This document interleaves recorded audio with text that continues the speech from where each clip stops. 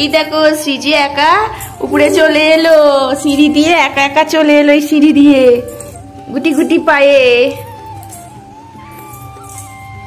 এবার ওখানে যাবে, চলো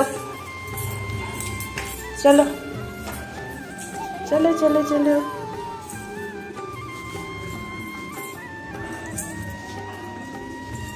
দেখেছো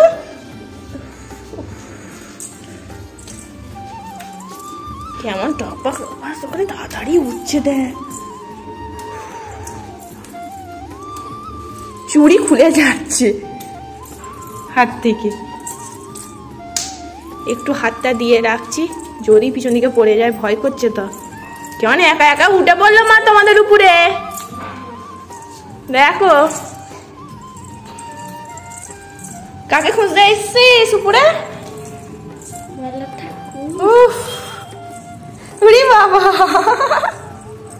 দেখি চুড়িটা খুলে যাচ্ছে হাত থেকে, দেখি পড়ে যাবি। চলো চুড়িটা, চুড়ি চুড়ি চুড়ি। কাকে খুঁজছ?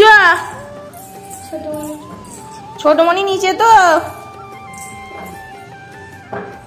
কাকে খুঁজতে এসছে কি জানি।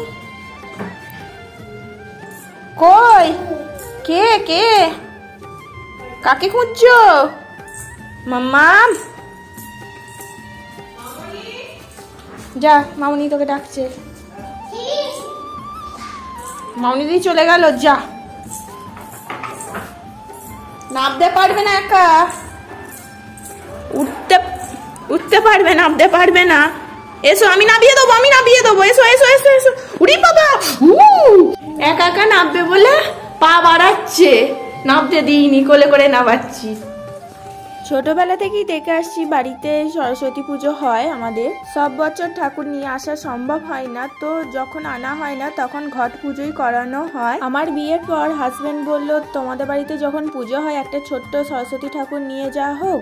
মা তো বললো এরকম ভাবে তো আমাদের সরস্বতী পুজো হুট করে বললে হয় না, তার আয়োজন আলাদা। ঠাকুর আনলে এক আয়োজন হয়, আর ঘট পুজো হলে তার আয়োজন আলাদা হয়। আর আমরা হঠাৎ করেই নিয়ে গিয়েছিলাম, আর তখন মা জানতো না। মা তো শুনে বলছে এইভাবে তো পুজো হয় না। ঠাকুর তো বাড়িতে নিয়ে চলে এসেছি, আর তো সেইভাবে আয়োজন করা সম্ভব হয়নি, কারণ সকালেই পুজো, রাত্রিরে ঠাকুর নিয়ে গেছি। আমাদের মাথায় বুদ্ধি এলো এই ঠাকুরটাকেই যদি এক বছর রেখে দেওয়া হয়, পরের বছর আবার ঠাকুর নিয়ে এসে আবার রাখা হবে, সেইভাবে যদি করা হয় ভালো হয়। সেই জন্যই তারপর থেকে প্রত্যেক বছরই এক বছর রেখে দেওয়া হয়, তারপরে আবার যখন ঠাকুর আনা হয় সেই ঠাকুরটাকে রেখে দিয়ে আগের ঠাকুরটাকে বিসর্জন দেওয়া হয়। এইভাবে হয়ে আসছে আমাদের হলো এই 5 বছর। কিন্তু আগের বছর সেরকম হয়নি, কারণ আগের বছরে আমি প্রেগনেন্ট ছিলাম, সেই সময় সরস্বতী পুজো ছিল, আর ঠাকুর নিয়ে আসাও হয়নি। আগে যেরকম ঘট পুজো হতো সেরকম ঘট পুজোই হয়েছে আগের বছরে। সেই জন্য এই ঠাকুরটা বলতে গেলে আমাদের কাছে 2 বছরই ছিল। আর এবছর আমিও ভেবেছিলাম ঠাকুরটা নিয়ে যাব, কিন্তু আমি বাচ্চা নিয়ে যেতে পারবো না বলে বাড়ি থেকে বারণ করলো, বললো তোকে নিয়ে আসতে হবে না, দিদি নিয়ে আসবে। তোমরা তো দেখিয়ে নিয়েছে এর আগের ব্লগে, আমার দিদি নিয়ে এসছে ঠাকুর। তো দেখো এখানে সরস্বতী মাকে আমার বোন কিছু নিয়ম কানুন আছে, সেই নিয়মগুলো একটু করে নিল। আর এখানে দেখো আমি, শ্রীজি, তারপর আমার বোনঝি আর দিদি এখানে সবাই মিলে দেখছি, আর আমার বোন এখানে সব কিছু করছে।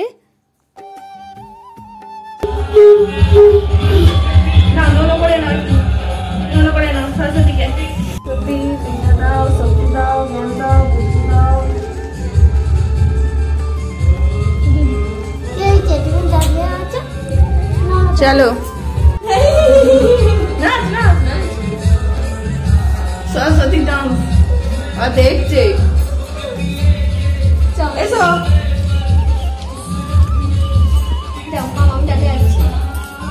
আমরা কু করবো এসো।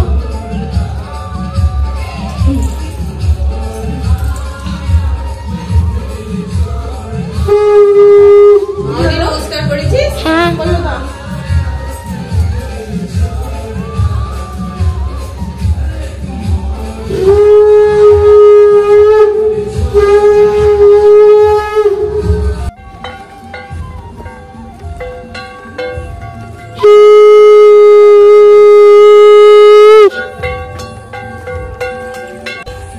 পাটি পেটি পে যা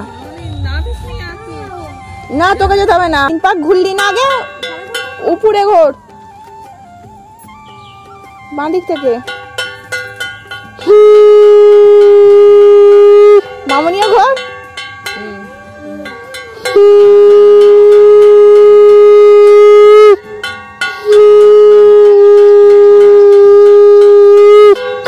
বলো সরস্বতী মাই কি বল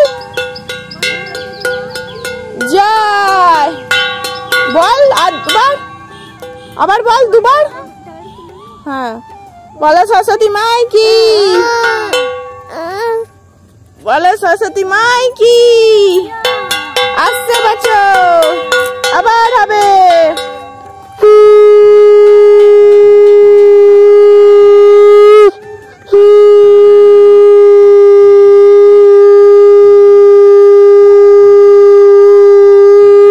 বোনপোকে তখন ডাকা হয়েছিল কিন্তু বোনপো তখন কিছুতেই আসেনি। ও পাড়ার ঠাকুর যে এসছে প্যান্ডেলে, ওখানে প্যান্ডেলের মধ্যেই ছিল। আর এখন দেখো ভাসান হয়ে যাওয়ার পর তারপর এসছে। ওকে সেটাই বলা হচ্ছিল সব কিছু মিটে যাওয়ার পর তুই এলি। তো এই ভিডিওটা এইটুকুই, কেমন লাগলো তোমরা জানিও। নেক্সট ব্লগে খুব তাড়াতাড়ি দেখা হবে। আজকের মতন টাটা বাই।